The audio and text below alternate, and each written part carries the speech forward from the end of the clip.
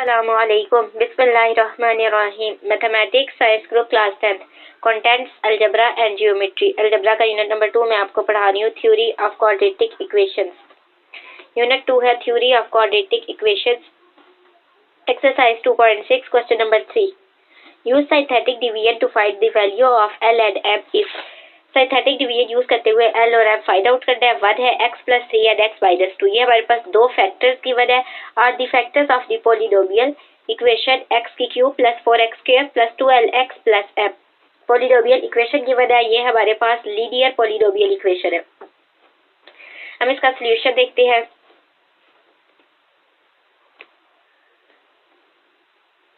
Question number 3 का 1 L और M find out करने हैं। पॉलिनोमियल इक्वेशन लिख ली, px = x³ + 4x² + 2lx + m।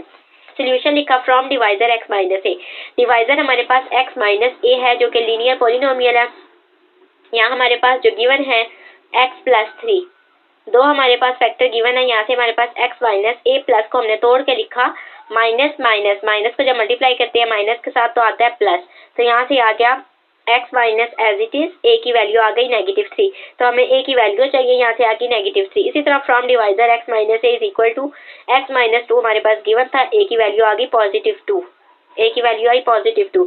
यहाँ से हमारे पास a की वैल्यू +2 आ गई। पॉलिनोमियल इक्वेशन जो गिवन है इसके हमने लिखने होते हैं कोएफिशिएंट। सबसे पहले हमने एक वर्टिकल लाइन ड्रॉ की, एक हॉरिजॉन्टल लाइन ड्रॉ की, उसके बाद हमने लिख लिया ये कोएफिशिएंट। यहाँ से लिखा x³ का कोएफिशिएंट 1, यहाँ से आ गया 4, इसी तरह 2l आ गया और m एज इट इज। ये हमारे पास जो वेरिएबल x यूज हो रहा है इसकी हमारे पास जो पावर्स हैं वो डिसेंडिंग ऑर्डर में होनी चाहिए, बड़े से छोटे की तरफ। तो यहाँ हमारे पास पावर डिसेंडिंग ऑर्डर में है 3 2 1 0। कोएफिशिएंट्स हमने लिख लिए। सबसे पहले हमने लिया जो हमारे पास डिवाइजर था x - a, इधर से a की वैल्यू हमने लिख ली लेफ्ट हैंड साइड पे -3। तो यहाँ से हमारे पास आ गई 1 एज इट इज, 1 हमारे पास नीचे एज इट इज आ गई। फर्स्ट टाइम -3 को मल्टीप्लाई किया 1 के साथ, यहाँ से आया -3। 4 के नीचे हमने लिखा प्लस माइनस माइनस, 4 में 3 गए 1, 1 को मल्टीप्लाई किया -3 के साथ, -3 हमारे पास 12 के नीचे आ गया। यहाँ से हमने प्लस माइनस माइनस 12 - 3 आ गया, यहाँ से -3 के साथ मल्टीप्लाई किया, ये हमारे पास आ गया -6l + 9। अब हमने m के साथ क्या किया, प्लस किया। m के साथ जब प्लस किया तो आ गया -6l + m + 9। अल्फाबेटिकल ऑर्डर में लिखिए, l पहले आता है m बाद में आता है, तो इसी तरह -6l आया, फिर +m आया और फिर +9 आ गया। ये हमारे पास जो लास्ट टर्म है वर्टिकल लाइन से सेपरेट कर दें तो ये हमारे पास रिमाइंडर होता है। तो हमने लिख लिया remainder is equal to -6l + m + 9 = 0। इसे हमने 0 के इक्वल पुट किया, यहाँ से हमारे पास आई इक्वेशन 1। क्योंकि हमें l और m की वैल्यू चाहिए तो हमने 0 के इक्वल पुट कर लिया। यहाँ से हमारे पास आगे कोएफिशिएंट अगेन हमने लिख लिया, कोएफिशिएंट 1 4 2l और m, ये हमारे पास कोएफिशिएंट एज इट इज आ गए। अब हमारे पास a की वैल्यू जो आ रही थी, यहाँ से हमारे पास a की वैल्यू आ रही थी a = +2। तो ये a की वैल्यू हमने लेफ्ट हैंड साइड पे इधर लिख ली। अगेन अब हमने क्या किया, 1 एज इट इज आ गया, 2 को 1 के साथ मल्टीप्लाई किया, 2 1 = 2, यहाँ से आ गया 4 के नीचे 2, 4 में 2 प्लस किया 6 को 2 से मल्टीप्लाई किया 12 लिख लिया, 12 के नीचे 12 में प्लस कर लिए 12। इसी तरह हमारे पास 2 को मल्टीप्लाई किया, यहाँ से आ गया 4l + 24, यहाँ से 4l as it is plus m + 24। Alphabetical order, l पहले है m बाद में आता है, तो हमने अल्फाबेटिकल ऑर्डर में से अरेंज करके लिखा 4l + m + 24। जो लास्ट हमारे पास टर्म है इसे वर्टिकल लाइन से सेपरेट आउट किया, ये हमारे पास होता है रिमाइंडर। यहाँ से हमने रिमाइंडर को पुट किया 0 के, 4l + m + 24 = 0।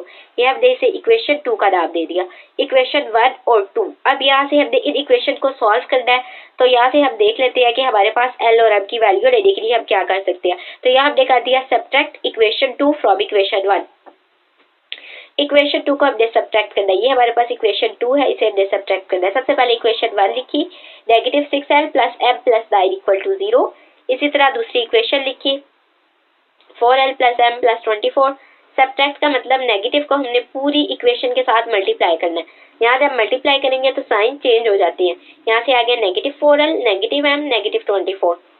तो अब हमने जो नीचे वाले हमारे पास साइन है हमने ये वाले साइन कंसीडर करने हैं, -6l - 4l, minus minus plus, 6 में 4 प्लस किया 10l, तो यहाँ से हमारे पास आ गया -10l। प्लस माइनस माइनस, ये m कैंसिल हो गया, तो यहाँ से हमारे पास आ गया +9 -24 आप कंसीडर करना है, प्लस माइनस माइनस 24 में से 9 गया 15, साइन बड़ी रकम के साथ का 24 बड़ी रकम के साथ नेगेटिव साइन है तो नेगेटिव 15 आ गया। -10L ये जो नेगेटिव 15 था ये हमारे पास राइट हैंड साइड पे जाके पॉजिटिव हो गया, -10L is equal to 15। L की वैल्यू आ गई 15 ओवर -10। यहाँ से हमारे पास आया 5 का टेबल पड़ा, 5 2 10, 5 3 15। तो ये जो नेगेटिव हमारे पास नीचे था इसे हम मिड में लिख सकते हैं, तो यहाँ से आ गया -3 ओवर 2। अब ये हमने हमारे पास आ गई L की वैल्यू, अब हमें M की वैल्यू चाहिए। तो हमारे पास दो इक्वेशन है, इक्वेशन 1 और 2।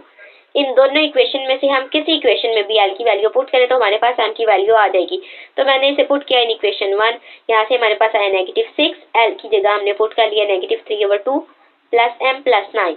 तो यहाँ से हमारे पास आ गया 0 की इक्वल पुट किया, इम्प्लाइज दैट ये हमारे पास हुआ 2 3 6, माइनस माइनस प्लस 3 को 3 के साथ मल्टीप्लाई किया 9, पॉजिटिव 9 आ गया, प्लस M प्लस 9। ये जो M था हमारे पास ये राइट हैंड साइड पे जाके नेगेटिव हो गया, 9 में 9 प्लस किया 18 इज इक्वल टू -M। ये नेगेटिव हमारे पास 18 के साथ मल्टीप्लाई किया तो यहाँ हमारे पास आ गया implies that M is equal to -18। L की वैल्यू आई -3 ओवर 2, M की वैल्यू आ गई -18। यही हमारा आंसर, हमने L और M की वैल्यू फाइंड आउट करनी थी। एक्सरसाइज 2.6 क्वेश्चन नंबर 3 का 1, L is equal to -3 over 2, M is equal to -18।